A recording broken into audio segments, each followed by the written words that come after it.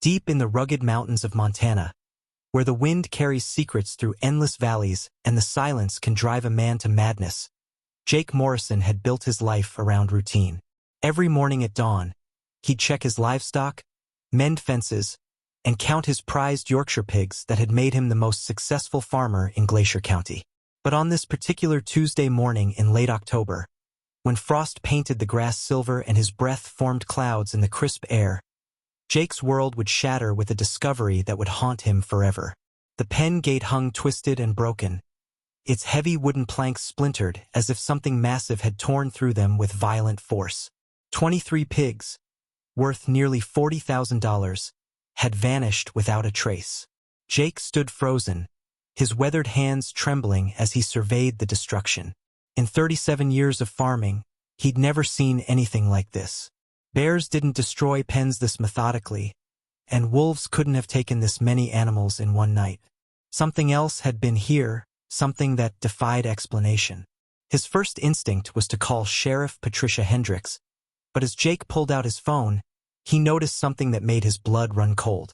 There, pressed deep into the muddy ground beside the destroyed pen, were prints unlike anything he'd ever encountered. They were massive, easily twice the size of a grizzly's paw, with claw marks that suggested incredible strength. But the most disturbing aspect wasn't their size or depth, it was their pattern. These prints moved in a deliberate line toward Blackstone Canyon, a treacherous gorge that local Blackfeet tribes had warned settlers to avoid for over a century. Jake's grandfather had told him stories about that canyon, tales passed down through generations of ranchers who'd lost cattle near its mouth. The old man had always insisted that something ancient lived in those depths, something that emerged only when it grew hungry. Jake had dismissed these stories as frontier folklore, but now, staring at those impossible prints, he felt the first tendrils of genuine fear creeping up his spine. Against every instinct screaming at him to wait for help, Jake loaded his rifle and followed the trail. The prints led him across his property, through the dense pine forest that bordered his land, and toward the canyon's ominous entrance. With each step, the air grew colder, and an unnatural silence settled over the landscape. Even the birds had stopped singing. The prints were so clear in the soft earth that Jake could see they belonged to something that walked sometimes on 2 legs, sometimes on 4, adapting its gait to the terrain with unsettling intelligence. As he approached the canyon's edge, Jake discovered something that made him question his sanity. Mixed among the mysterious tracks were human footprints, fresh ones that appeared to follow the same path. Someone else had been here recently, someone who seemed to know exactly where the creature was heading. The human prints were smaller, lighter, suggesting a woman or young person, and they showed no signs of fear or hesitation. Whoever had made them was walking calmly alongside the beast that had destroyed his pen and stolen his livelihood. The canyon stretched before him like a wound in the earth, its red sandstone walls dropping nearly 800 feet into shadowy depths. Ancient petroglyphs covered the rock faces, depicting scenes that now seemed less like primitive art and more like warnings. Jake had explored these canyons as a boy, but never this deep, never following tracks that suggested something impossible was lurking in the darkness below. The descent proved treacherous, with loose shale threatening to send him tumbling into the abyss with every step. But the prints continued, leading him down a narrow game trail that hugged the canyon wall. Hours passed, and Jake began to question his decision. His water was running low, his phone had no signal, and the sun was beginning its westward journey across the Montana sky. Still, the thought of his missing pigs, his destroyed property, and the growing certainty that something extraordinary was happening in his peaceful corner of the world drove him forward. It was near the canyon's bottom, where a small stream carved its way through ancient stone, that Jake made his second shocking discovery. There, arranged in a perfect circle beside the water, were the bones of dozens of animals. Not just his pigs, but cattle, deer, elk, and even what appeared to be human remains. All picked completely clean and organized with disturbing precision. This wasn't the chaotic aftermath of a predator's feast. It was something ritualistic, intelligent, purposeful. But the bones weren't the most disturbing element of his discovery.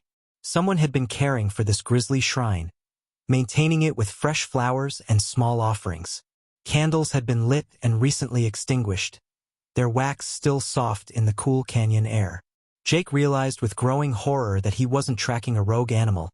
He was following a path that led to something far more complex and terrifying than he'd ever imagined. The human footprints led away from the bone circle, deeper into the canyon's maze-like interior. Jake followed them through narrow passages where the walls closed in so tight he had to turn sideways to pass, through caverns that echoed with the sound of dripping water and his own ragged breathing, and finally to a hidden valley that shouldn't have existed according to every map of the region. Here, in a place that seemed untouched by the modern world, Jake found his pigs. All 23 of them were alive and apparently unharmed, grazing peacefully in a natural meadow surrounded by towering canyon walls. But they weren't alone. A young woman, perhaps 25 years old, sat among them as if she belonged there, her long dark hair braided with wildflowers and her clothes suggesting she'd been living in the wilderness for months or even years. When she looked up and saw Jake standing at the valley's entrance, she didn't seem surprised or afraid. Instead, she smiled with a warmth that seemed completely at odds with the disturbing scene he'd discovered just hours before. Her eyes held an intelligence and serenity that spoke of secrets Jake couldn't begin to comprehend. And when she spoke, her voice carried the soft accent of someone who'd grown up in these mountains, but had learned to communicate with more than just other humans. She introduced herself as Sarah Windwalker, a name that immediately connected her to the Blackfeet Reservation that bordered the canyon's northern rim. But Sarah wasn't there by accident, and she hadn't stumbled upon his pigs by chance. She'd been expecting him, waiting for him to follow the trail that had been carefully laid out to lead him to this hidden sanctuary. The destroyed pen, the obvious tracks, the deliberate path through the canyon, it had all been orchestrated to bring Jake to this moment, to this place where everything he thought he knew about the world would be challenged. Sarah explained that the creature whose prince had led him here wasn't a monster or an ancient evil, but something far more complex and tragic. For generations, her family had served as guardians for a being that existed between worlds, a creature that had once been human, but had been transformed by circumstances that predated the arrival of European settlers in Montana. This being required offerings to survive, not out of malice or hunger, but because it was bound to the canyon by forces that couldn't be broken or reasoned with. The bone circle Jake had discovered represented decades of careful negotiation between Sarah's ancestors and the creature they called the Canyon Guardian. Livestock would occasionally be taken, but always with permission, always with compensation to the affected ranchers, and always with the understanding that the alternative was far worse than a few missing animals. But something had changed recently, something that had disrupted the delicate balance that had maintained peace in the region for over a century. Jake's pigs hadn't been stolen. They'd been rescued. Sarah had discovered that someone else had been tracking the Guardian, someone with modern equipment and dangerous intentions. A team of cryptozoologists from a private research firm had set up base camp just outside the canyon, equipped with tranquilizer guns and capture nets, determined to prove the existence of what they believed was an undiscovered species. Their plan was to capture the Guardian alive and transport it to a laboratory for study, a plan that would have resulted in the creature's death and the release of forces that had been contained in Blackstone Canyon for generations. The destruction of Jake's pen had been the Guardian's desperate attempt to create a distraction, to focus attention away from the canyon while Sarah moved the pigs to safety and prepared for what she knew would be an inevitable confrontation. But the researchers weren't easily deterred, and their increasingly aggressive tactics had forced Sarah to accelerate her timeline and take risks that put everyone in the region in potential danger. As Sarah spoke, Jake began to understand that he'd stumbled into the middle of a conflict that stretched back through generations of his neighbors and reached forward into a future where ancient agreements might no longer be sufficient to maintain the fragile peace. The Canyon Guardian wasn't just some cryptid hiding in the wilderness. It was a being whose existence was intricately connected to the spiritual and physical well-being of the entire region. But Sarah's revelations were interrupted by the sound of helicopters echoing through the canyon walls. The research team had found their trail and was closing in on the hidden valley with equipment that could detect heat signatures and track movement from the air. Jake realized that his decision to follow the prince into the canyon had inadvertently led the very people Sarah was trying to avoid directly to their sanctuary. The next few hours would test everything Jake thought he knew about courage, loyalty, and the thin line between civilization and the wild forces that existed just beyond the edges of human understanding. The researchers weren't just threatening the Guardian's existence. They were about to uncover secrets that could destroy the delicate relationships that had allowed both human and non-human communities to coexist in this remote corner of Montana. Sarah revealed that the Guardian wasn't the only unusual resident of the canyon system. The entire ecosystem of beings that existed between myth and reality called this place home. Creatures that had adapted to live alongside humans through centuries of careful negotiation and mutual respect. The researchers' interference threatened to expose all of them to a world that would see them only as subjects for study or exploitation. Jake found himself forced to make a choice that would define not only his own future but the fate of everyone who called this region home. He could leave the canyon, report what he'd found to the authorities, and let the situation resolve itself through official channels. Or he could trust Sarah, accept the responsibility that came with knowledge of the Guardian's existence, and help protect a way of life that had existed long before his family had settled in Montana. The helicopters were getting closer, their rotors creating winds that disturbed the peaceful atmosphere of the hidden valley. Sarah began preparing the pigs for evacuation, moving them toward a cave system that Jake hadn't noticed before, passages that seemed to extend deep into the canyon's heart. But as they worked together to secure the animals, Jake realized that Sarah had been keeping one final secret, one that would change everything he thought he understood about the situation. The Guardian wasn't just some ancient creature that had survived in the canyon for centuries. It was Sarah's brother, transformed decades ago by exposure to forces that existed in the deepest parts of the cave system. The ritualistic bone circles, the careful negotiations with local ranchers, the desperate attempts to maintain secrecy, all of it was Sarah's way of protecting her family while fulfilling an obligation that had been passed down through generations of Windwalker women. As the research helicopters began circling overhead and the sound of rappelling equipment echoed through the canyon, Jake understood that this wasn't just about protecting an unusual creature or preserving local folklore. This was about a sister's love for her transformed brother and her determination to prevent others from experiencing the same tragic fate that had befallen her family. The final confrontation would force Jake to choose between the comfortable certainties of his former life and a future filled with responsibilities he'd never imagined. But as he looked at Sarah, saw the determination in her eyes and the love that drove her to risk everything for her brother's protection, Jake Morrison made the decision that would define the rest of his days in the mountains of Montana, a choice that would forever bind him to the secrets of Blackstone Canyon and the extraordinary beings who called it home. As the helicopters descended into the hidden valley, their searchlights cutting through the late afternoon shadows, Jake found himself standing beside Sarah with a loaded rifle in his hands and a decision that would haunt him for the rest of his life.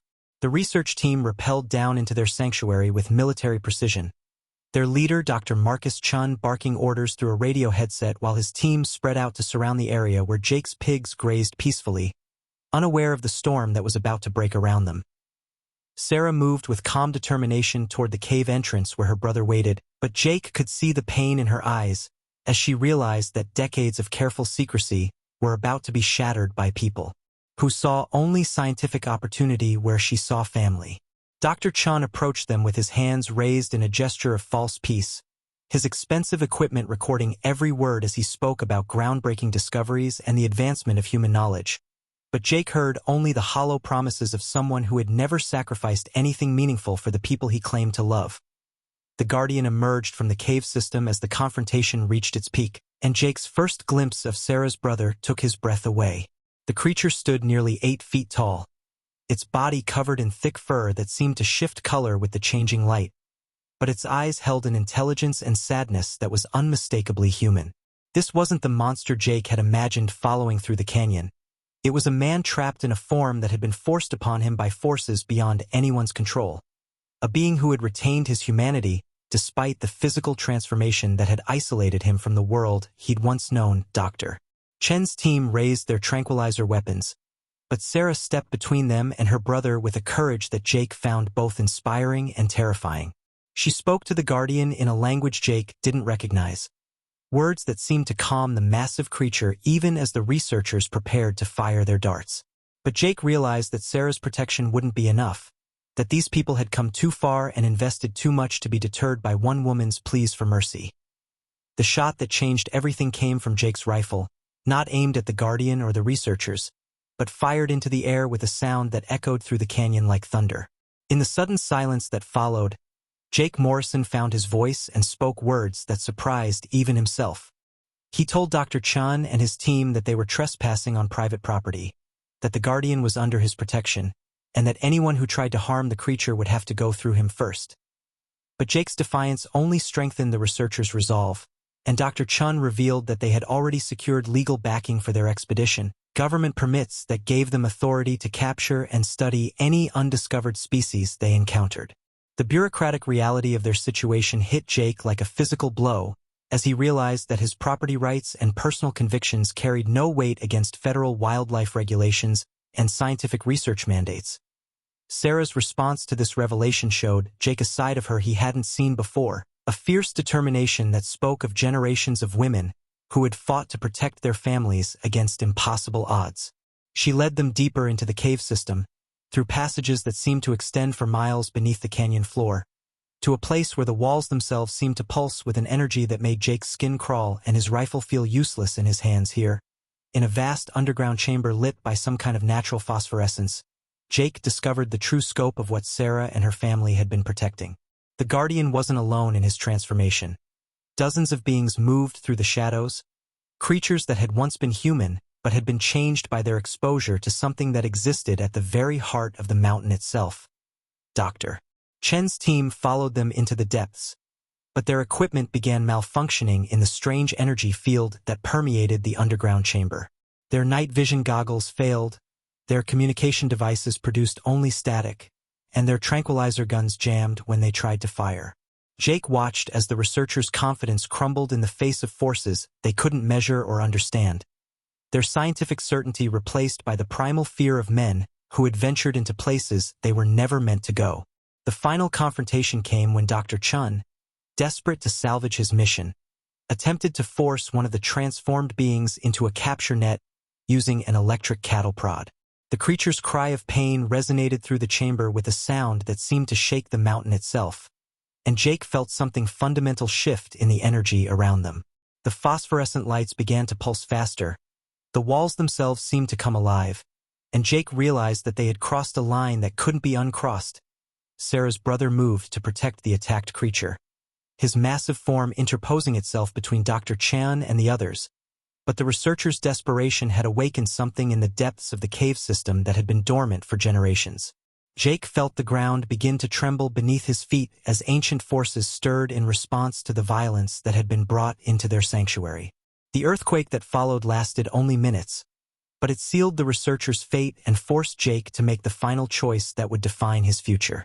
As rocks fell from the chamber ceiling and the passages they had used to enter began to collapse, Jake grabbed Sarah's hand and followed her toward an exit he hadn't known existed, leaving Dr. Chan and his team trapped in the depths with the very creatures they had sought to capture and study.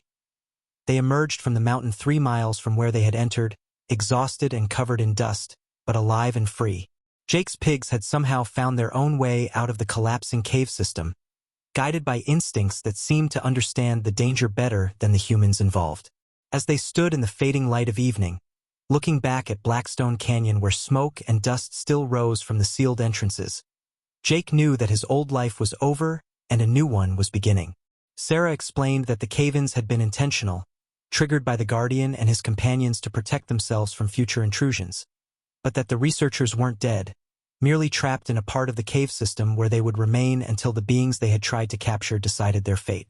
Justice in the depths operated by different rules than the law Jake had always known, but he found himself accepting this reality with a peace that surprised him. In the weeks that followed, Jake Morrison became something he had never expected to be, a guardian himself, protecting not just Sarah's secret, but the entire hidden world that existed beneath the mountains of Montana.